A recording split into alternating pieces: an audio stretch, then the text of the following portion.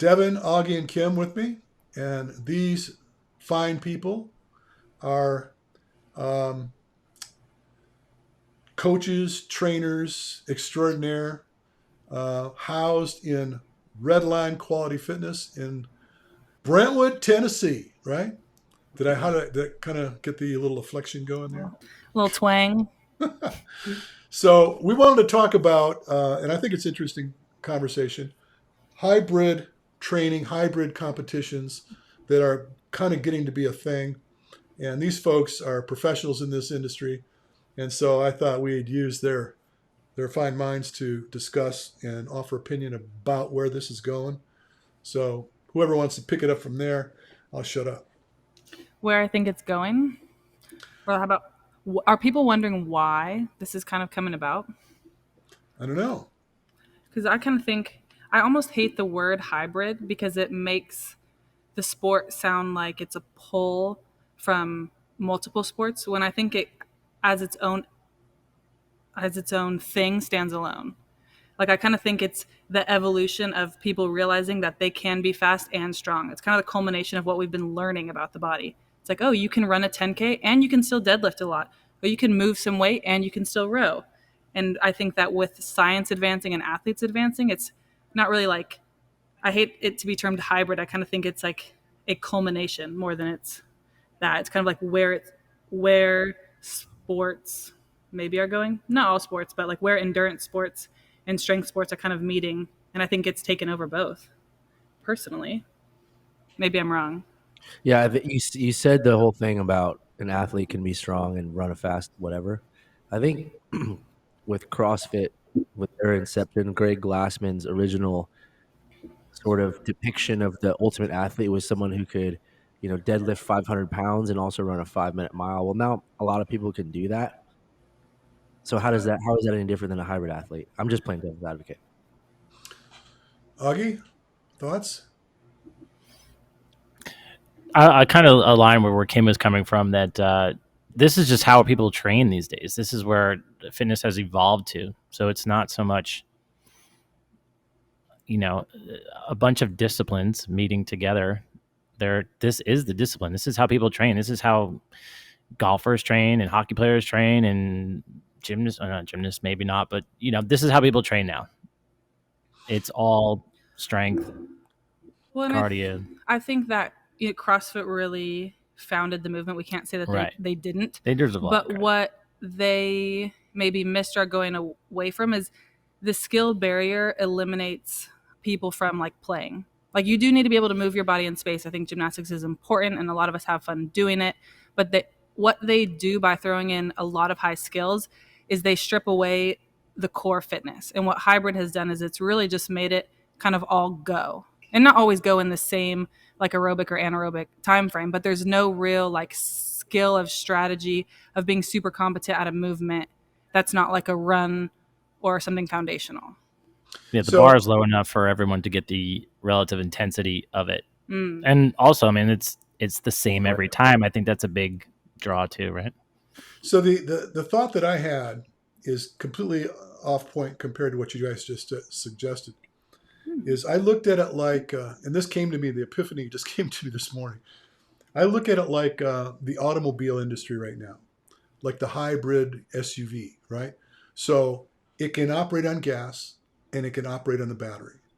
And the battery is short-lived. You can't stay in that battery very long, but it's very powerful, right? Where the gas will give you the endurance. You could go a long way on the gas, but they don't, for the environment and whatever. But it's kind of like that. It's like they're trying to give you both. They're trying to give you the ability to go long and the ability to have more power. Because a battery-operated car is more powerful than a gas engine car. The torque that you get out of a gas engine or a battery-operated car is massive, right? So it's like the energy systems. So when you're doing something that's enduring, you're in a particular energy system. And when you're doing something that's very powerful, there's a polar opposite energy system that you're operating in. And so this has been my jam lately. And as I suggested to you, I just had somebody come out here from the UK that I'm working with.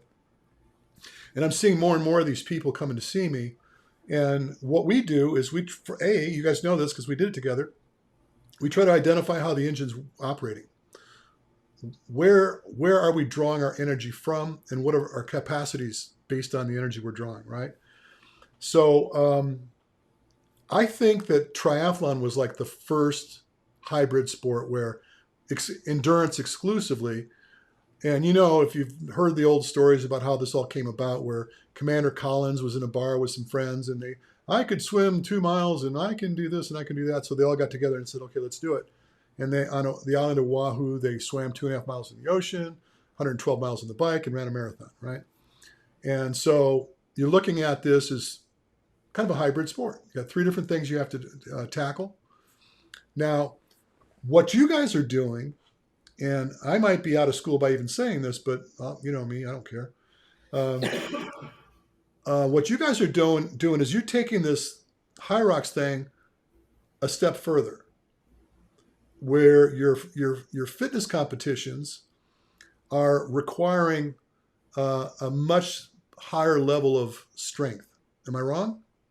No, you're right. No. And now, but the running component's a little weak. I mean, if it were me, I'd like to see a little more run go on in this, because truly, if you're going to say, well, I want to see the guy be able to run, but I also want to be really strong. I think that we're kind of heavy in the heavy and a little light in the light, right? There needs to be a little bit more, just me talking, a little more massaging in the running component. Because when I came to your... Massage the run. I like that. I would argue that the heavy might be heavier than you think. Like, I think that I would agree that the run is weak, but then I would also counter that we've kept our lifting weak. We've kept it It's the not same as amount heavy of as weight. you think it is. Yes, it's not as heavy as you think it is. Like, I would say, Okay. I agree, there's not a ton of volume of running in our gauntlet, but I think the strength is equal to the volume. I think people have gotten real strong.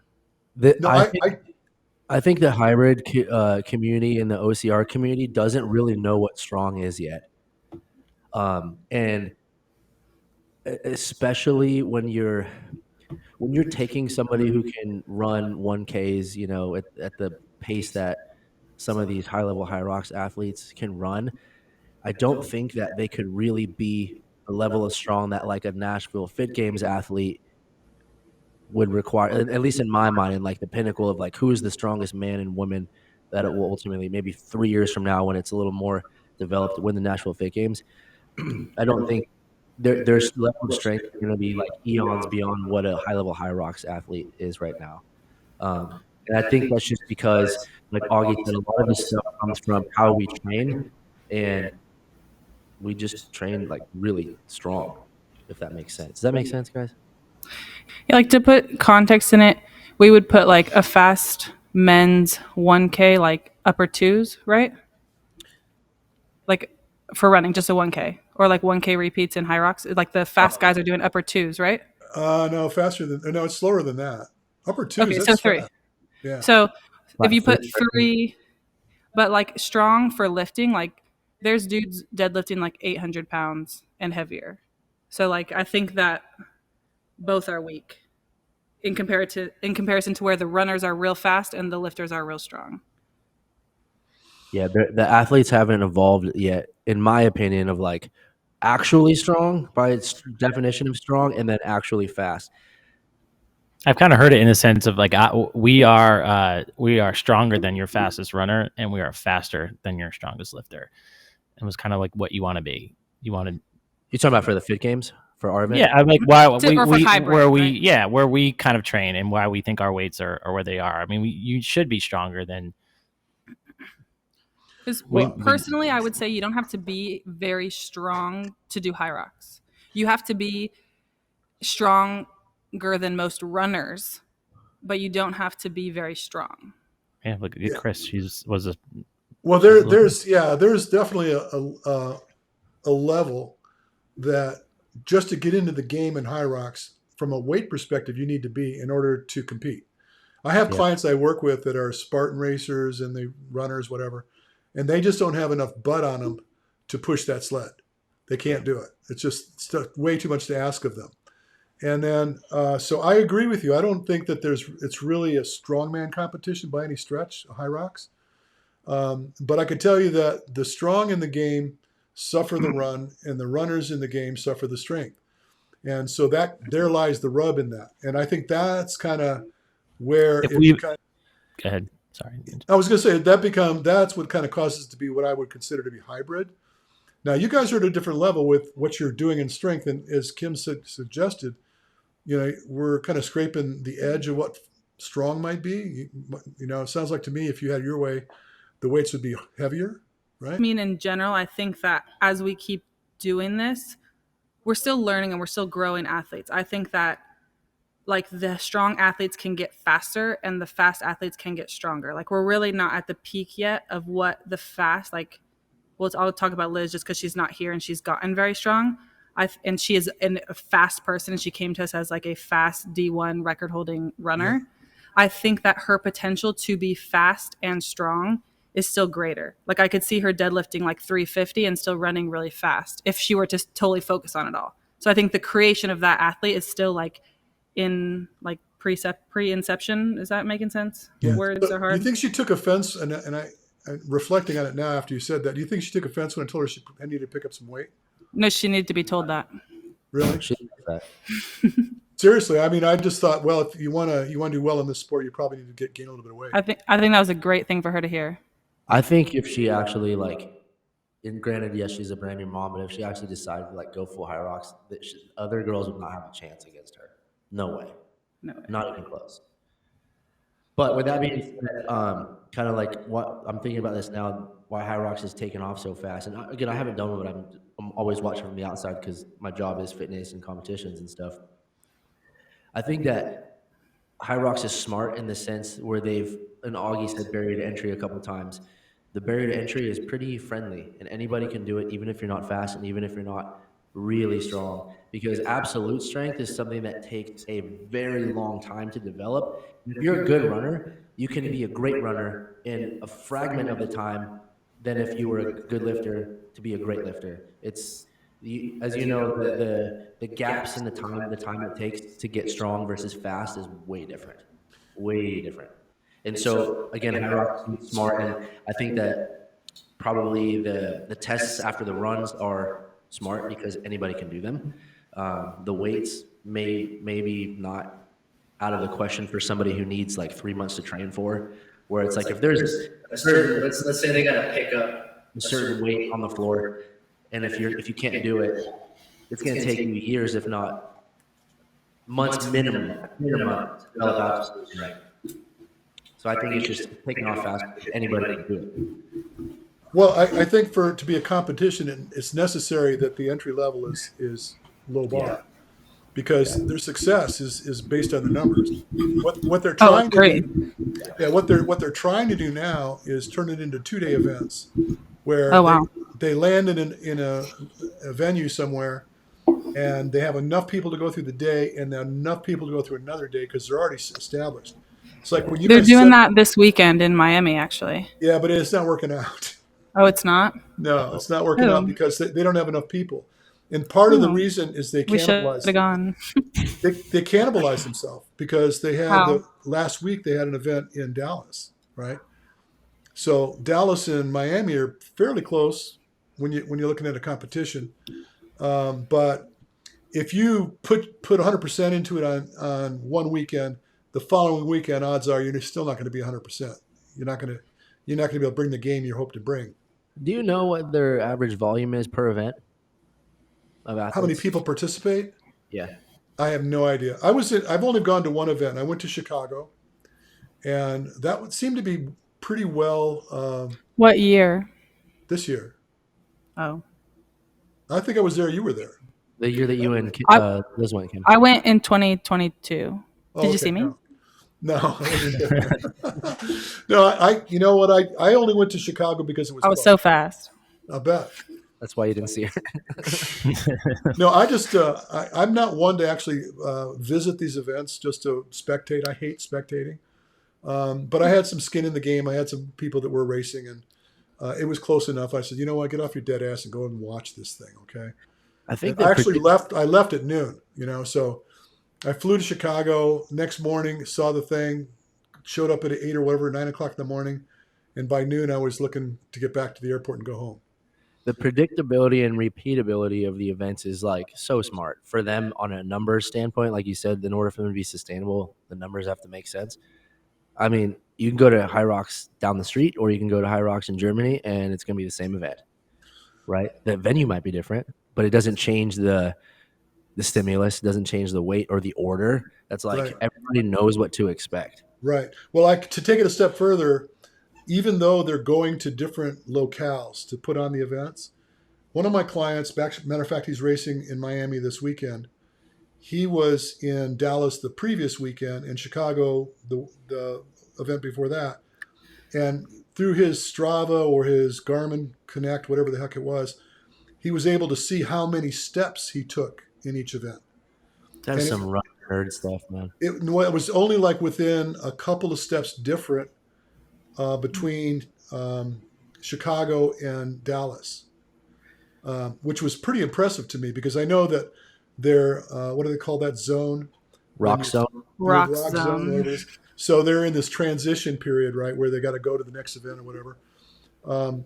Even with that being different in different locales, they got it down to a pretty close. That's pretty good. Yeah. Yeah, they must have somebody out there with like a CAD drawing mapping out the distance, because that is impressive. If Also, it's good on him for keeping his steps the same. I was like walking around in the rock zone lost. Yeah. Well, he Hey, was faster. I've been running with the beep in my head. I don't have a metronome yet, but my damn calves are on fire, dude. You were right. Honestly, I learned a long time ago that if I'm going to be successful in the business I'm in, rather than throw myself all over the place, trying to chase triathletes or chase soccer players or whatever, they all got to run.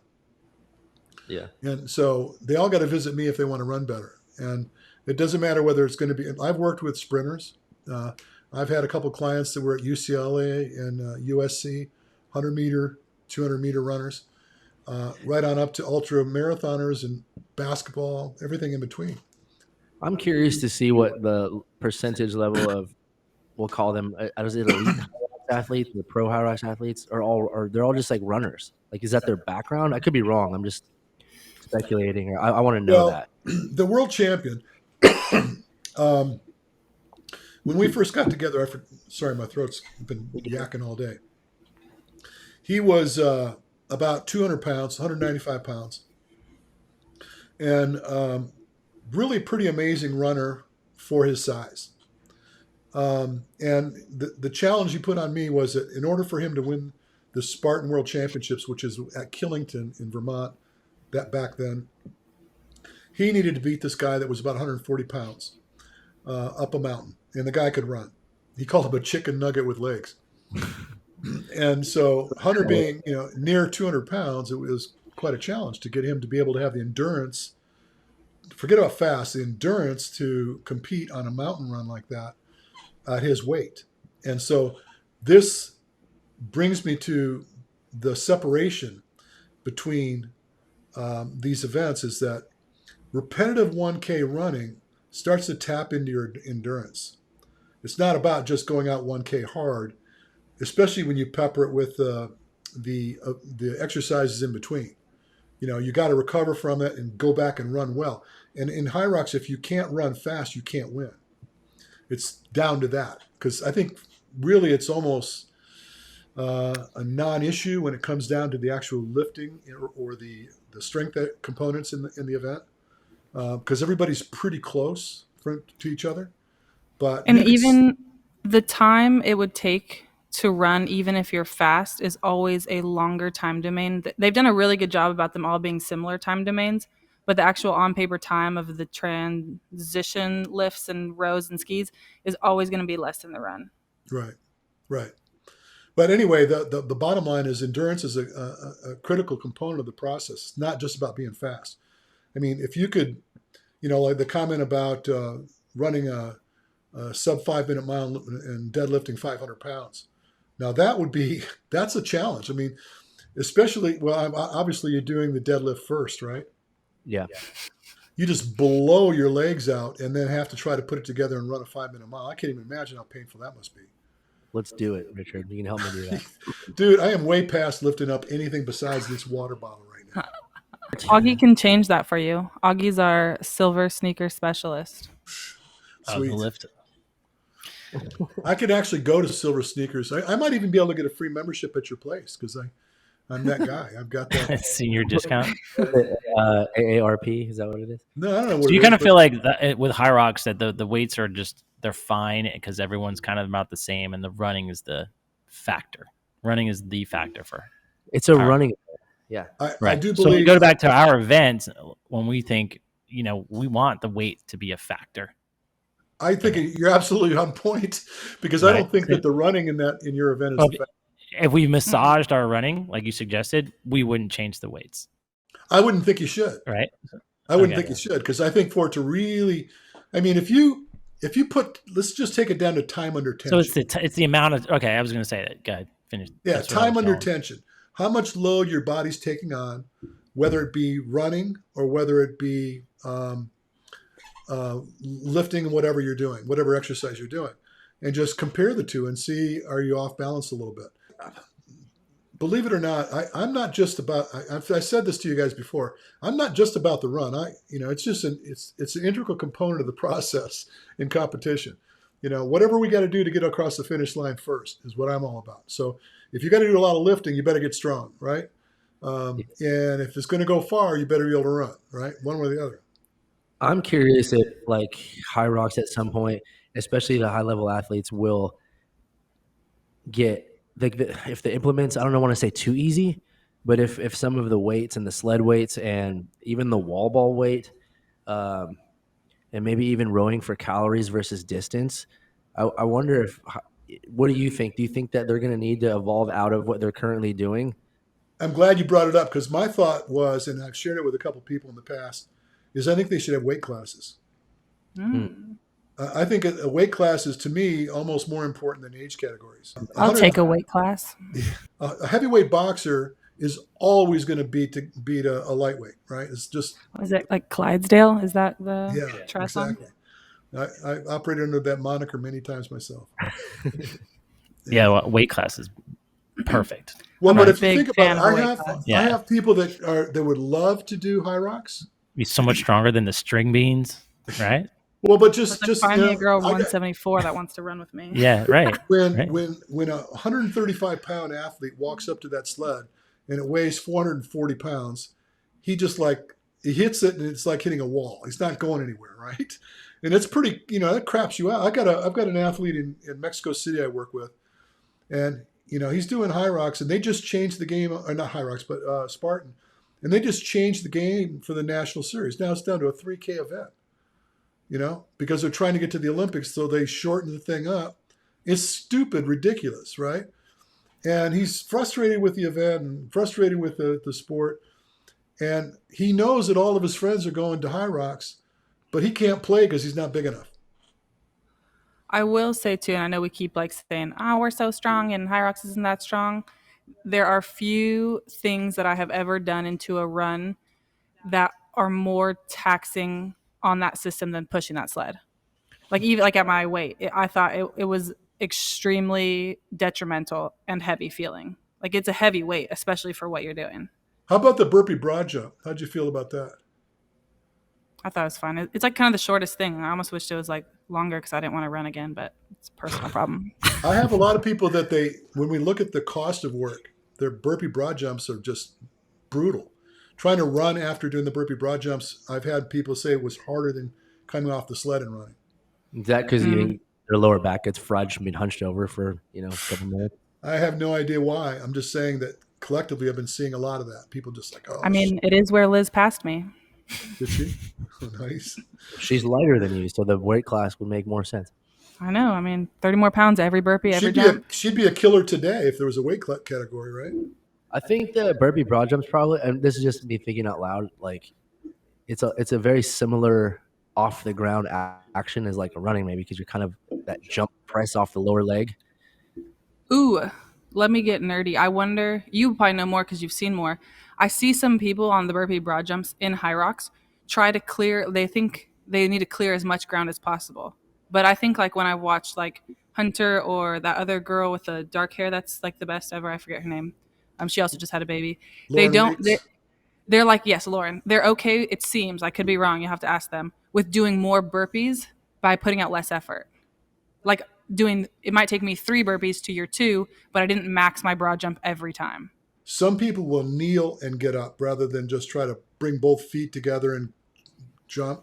So they'll kneel, get up, kneel, get up, kneel, get up. It takes longer, but from an economy standpoint, they seem to be more economical doing that. Yeah. When we do burpee anything or burpee over a box in our classes, unless it's like a really short burst and you got to do it for time, I'll usually coach like step out of the burpee. Like you said, like a kneel, almost like a lunge out of it, because it is way more efficient and you can continue that same exact pace longer versus if you're jumping every time, you're like, exploding your hips per rep. That's probably why. I don't know. So you guys have been in your place for a little over 3 years now. Is that right? Almost 6. Oh, It'll really? be 6 in like 2 Well, weeks. Yeah. I heard you say that on a video thing you did, so I'm just behind the times. Oh, no, you're right. As far as our location, yeah, business. So I have a question. So have you noticed a shift in your audience where people are starting to really get into this functional fitness mentality as opposed to just going in and geriatrically going through the plug and play type of workouts? I would say, yeah. I think one thing that's refreshing and surprising, and one of our members actually said this to me last week. I was making a joke with her about whatever weight she chose for the workout. And then she looked at me and smiled and said, don't be, stop messing with me. I'm new to being strong. But the way she said that to me made it seem like this is somebody who probably done Orange Theory in her past, or maybe even, just gone wine in her own thing. But wherever we're kind of at in this fitness climate, and I think Kimm said this earlier, people are enjoying this feeling of being strong. Well, do you think, Augie, you've seen a lot of different and coached CrossFit and different types of coaching? Been around longer than me? I haven't been around that long. I feel like people are. I mean, yeah, when people come in here, that's their goal. They want to be stronger, and not just. Well, I hope that maybe the market is more educated now and realizing that it's like losing weight and getting skinny fat is not that's not health. It doesn't make you feel great because if you're chasing that, you're never going to be happy. Right. Maybe 5% knew it and now 7% know it, but it's still a jump, right? I think it's kind of like you just said that general population kind of cares about how they look. I think taking it back to that hybrid athlete too, I think it's really might just be about where they can play to some degree. And Hyrox has given you an arena with money to play in, or both where the opportunity is provided and what their bodies are capable of. If I could run a 4-minute mile, I would probably be running a lot more than I am because that's where I could play. If, if I'm competent at Hyrox, I'd probably do them a lot more because there's money and I could play there. So kind of the general population is always going to be aesthetic based. And I think that hybrid athlete might just be evolving because, you could still play. You're not, running the fastest mile time, but you still have a good engine and high power output. Here's somewhere you can play. So hybrid athlete needs to be able to leap tall buildings in a single bound, faster than a speeding locomotive, right? This is kind of what we define as being a hybrid athlete. Well, I'm curious too, because you come from so much more of a running and endurance background, and you've been doing this for so long. What are some running metrics you think are necessary for a hybrid athlete? And do you think that they'll keep getting faster as these athletes get stronger? When you say hybrid athlete, what speed is that for you? Is that you run an X mile and you can lift this? Where is your brain wrap around a hybrid athlete? Well, the only comparative that I have right now, short of what you guys are doing, is Hyrox, right? So it isn't just about being able to put together one fast 1K. It's about being able to come back and put collectively 8 1Ks together and not, fizzle out towards the end. And so there's a heavy component of endurance involved in that.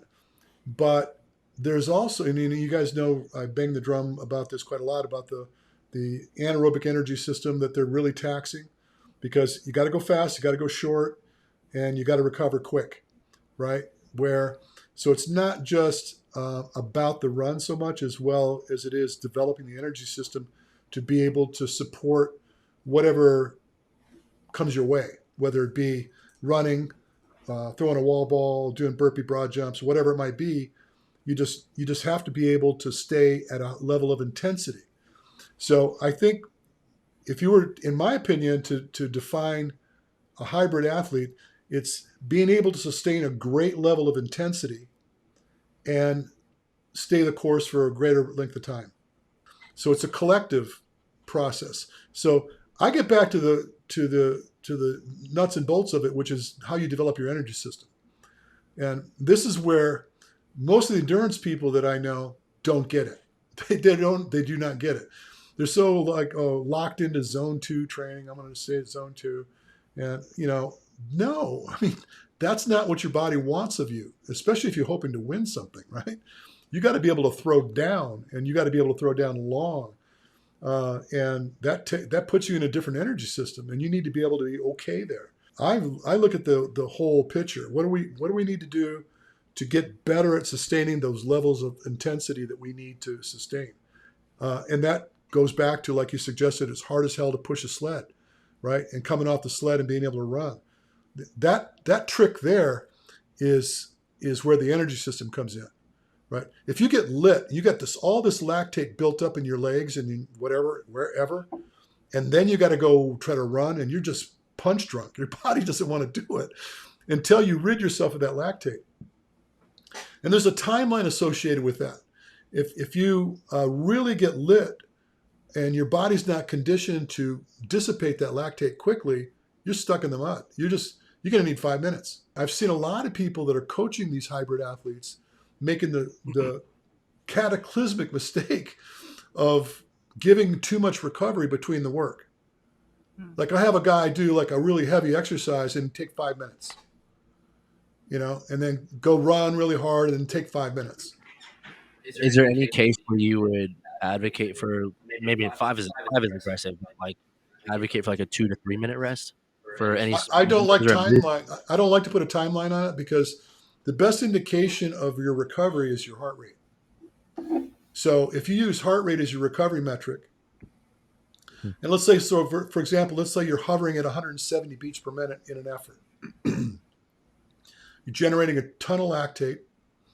And in your training, you'd probably want not to redline, no pun intended, but to be somewhere lower than that red line and have the recovery be, say, like 20 beats below that.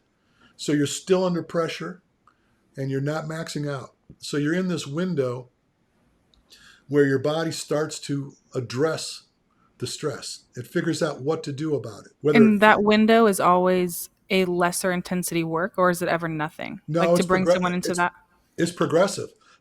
So you're going to start with a manageable amount of stress and recovery, and progressively shorten up the recovery and progressively increase the intensity.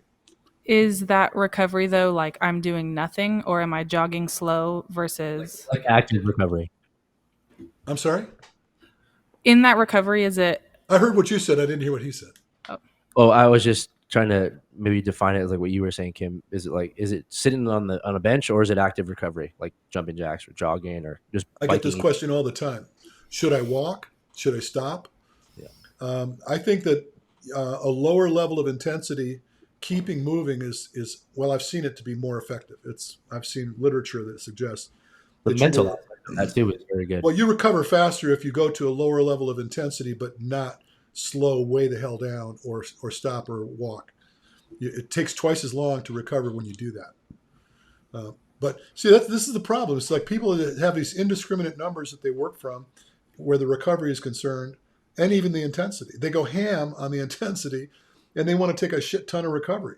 Well, the game doesn't allow for that. You can't do that. You have to moderate the intensity so you could stay in the game. Specifically the game of hybrid racing. So, we talked about this, and just because I have it here available, I'll show you the outcome that we're talking about. So check this out. So this is Hunter McIntyre's VO2 test over time. And the top one, I don't know if you could see it that well, but the top one shows that his VO2 score was 67.2, and his top heart rate was 174 beats per minute. And his threshold, which is the green line at the top here, was just a little north of 167 beats per minute.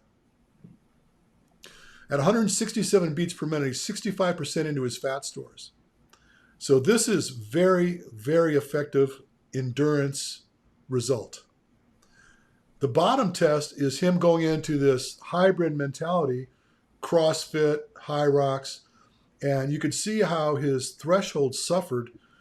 Now, at the same level of work, his threshold now is 133. He sacrificed over 30 beats per minute and 30%, 35% fat utilization. And he went completely into anaerobic metabolism at 138 beats per minute, where in the upper one, he was able to go to 170 before he was all in. And you can see the bottom one, how that orange line goes way to the top corner. Yeah. This is him under a lot of stress, a lot of lactate. And the heart rate way lower. But the point being is that he shifted exclusively into his sugar stores at 138 beats per minute. And the interesting part about this is, through his own admission, he races at about 170 to 175 beats per minute. So what he's done is he's developed the tolerance of that ensuing production of lactate, and or the ability to evacuate it, to move it out of the muscles more effectively than most of the competitors. Some of these guys trying to chase him are getting lit and can't get out of it. They're just like stuck in the mud and they just can't solve the problem. I'm just kind of layman termsing it. Like, so if you have less muscle, then you have less tools to work with. And so Hunter put on mass. So he kind of just threw more tools in his body to deal with everything. And so some of that muscle fiber that he didn't have, that he has over the skinny guy, is beneficial to him to flush out all those things. Going back to what you suggested, lay terms, he didn't even know the mechanism that he was imposing in order to end up where he ended up. He just looked at CrossFit and said, I need to get really, really strong because these guys are way stronger than I am. And for me to have any chance, I really got, because I know if they put me in any endurance type of activity, I've got a prayer. But I need to be able to lift a lot of weights. So he went hard into lifting a lot of weights. And so he started to really go after these fast twitch fibers, which is contrary to the aerobic conditioning that he'd been doing in the past. And then taking it a step further, going into Hyrox and adding the run component to the strength he was already developing. And it just happened to be a perfect storm. So let's talk about your event coming up. Speaking of hybrid sports. Yeah. Well, before we go there, let's just kind of define what your event is, because people listening to this don't know what we're talking about. Okay, cool. So we have that first event, the Fit Games, which is a multi-event day to crown the fittest in Nashville. You'll see running, biking, lifting, short time domains, what I would call a moderate to long time domain, but you would probably not. You would probably call it still short. You'll see body weight strength. What else would you see, Og, in the Fit Games? Power, repeatable power over time. And then coming up this May, we'll have just a one and done competition where it's one event. The event's 40 minutes long, but it's broken up into 4 10-minute windows. Every window is going to start with a run, so a 600-meter run, and then you will go into a different type of work. So you'll have 2 stations that are a run into a lift, and then 2 stations that are a run into another type of machine conditioning piece. And whatever rest you earn on those stations will be yours until the next 10-minute window. And everyone runs the same amount, and they share the work that's after the run. Yeah, so this event will be all partners. So when you say a couple machines, we're talking about probably an assault bike and what else? A rower. A rower, okay. So basically I could outline the whole thing. I didn't have to be so cryptic. But from 0 to 10 minutes, you and a partner, say it was Augie and I competing together, we're going to take off on a 600-meter run. When we come back from that 600-meter run, we'll have a assault fan bike, and we'll have to accumulate 60 calories together, so a little bit of work and rest. Even though the run is together, the bike is shared. And then when we finish that bike, we'll have to do 60 box jump overs. Whatever's left in that clock until 10 minutes, we get to rest. At 10 minutes, we'll take off on another 600-meter run.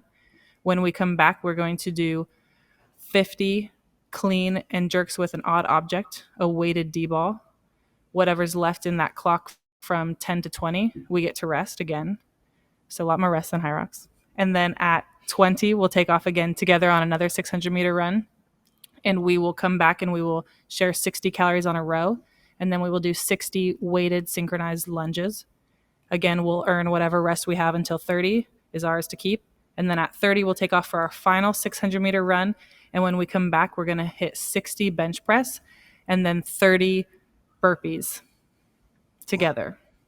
So if you finish one of those segments in 7 minutes instead of 10, you got 3 minutes to recover. Yes. I think the very fast people will be around 6 minutes for every. If you're if you're an efficient runner and you can get work done, you'll be in like the 6 minute zone. I think that you could be in the 7 minute zone and survive in the competition.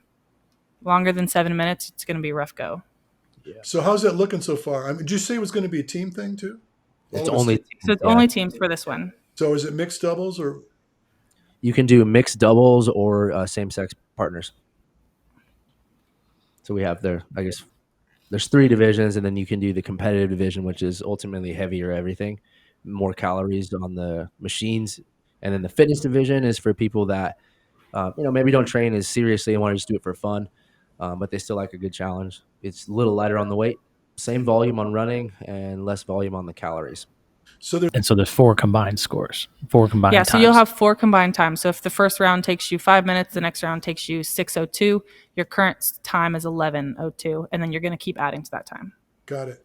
We're getting some good traction, and I'm happy to see a lot of people that compete in the Fit Games are coming back to do the Gauntlet because, it's essentially a Fit Games event. It's just a team edition of it and more of a streamlined hybrid race. And this is in Music City? Yeah, we're downtown Nashville for this one. At they've got a thing called the Music City Fit Expo, which is kind of like a convention for anybody in the fitness industry. Whether you're a bodybuilder or you sell protein or T-shirts, anybody can come out, and it's just all. Well, that's cool. I love that you're doing this. I think that it's just a unique challenge that people are starting to embrace, and I think that it's absolutely the direction that it seems like the fitness industry is taking right now. Our whole reason for starting this was we just wanted to bring better competitions to Nashville that more people could do. That didn't have to be CrossFit because, personally, on a selfish note, I'm 35. I don't need to be walking on my hands anymore. Like I don't want to. I think some of the feedback too from people who do CrossFit that took part in our first competition is that when you take away those things like walking on your hands. Yes, the barrier to entry is low, but it's kind of harder because it's all your power output. It's all go. You can't, strategize how you're going to break up a high skill movement or kind of shake it out to think about breaking up a set of whatever muscle ups or hand walking, standing things you're doing. It's like you're putting output and you're putting output and you're putting output. And then you're still putting output, and then you're putting output, and you're going to see if you're better than somebody else. There are no implements that will slow you down or besides yourself. Except beside yourself, right? We're going to see. I think it's a fascinating subject. I think it's going to be interesting to see how it all kind of unfolds. I think what's going to really change the complexion of all of this is money. When somebody steps up and throws $1 million on a world championship of whatever fashion, you're going to see more players show up for the game, more people that are going to be more dedicated to tasks to earn that $1 million. Yeah. And I just feel it's unfortunate that these guys that are putting these things together, they don't have enough juice to draw these outliers that are sitting out there looking at this going, I ain't doing that. What for? Yeah, hopefully they'll have this down. I mean, they seem like they are a well-oiled machine. So once that explosion does happen with that money input, they're going to be. It's a function of where the money because there's other things that don't run, like you're not running well, and all of a sudden they get the influx. Like, oh damn, we can't handle it, and then it's a hot mess, and it implodes. Well, if you look at what Spartan went to Abu Dhabi, do you think that was for nothing? Somebody stuck a big check in somebody's pocket. Oh yeah, and it did not land on the athletes that won the event. Like the Dubai Fitness Championship, same old thing. Yeah, that money's out there for the owners and the promoters, but what they do with that money is what's going to define the future of the sport. Sports I don't wash. think any facet yet of fitness racing, we'll call it, whether it's CrossFit or Hyrox or Spartan, we're so far behind just an MLB game. Well, Like, no, yeah, you're absolutely correct, and it's got to do with viewership. yeah, Yeah, or even a golf tournament for that matter. Well, and it's hard. yeah. It's hard to view the sport, and I think that's an advantage Hyrox has over Spartan. If all things were equal and they were both awesome businesses in the perfect world, Hyrox would still have that advantage of at least you could watch it, even if you can't watch it well yet. The truth is the next sport is our event, the Gauntlet. It could very well be. Yes. Certainly going to be in Tennessee. 40 minutes of your day. You're going to be a household name, man.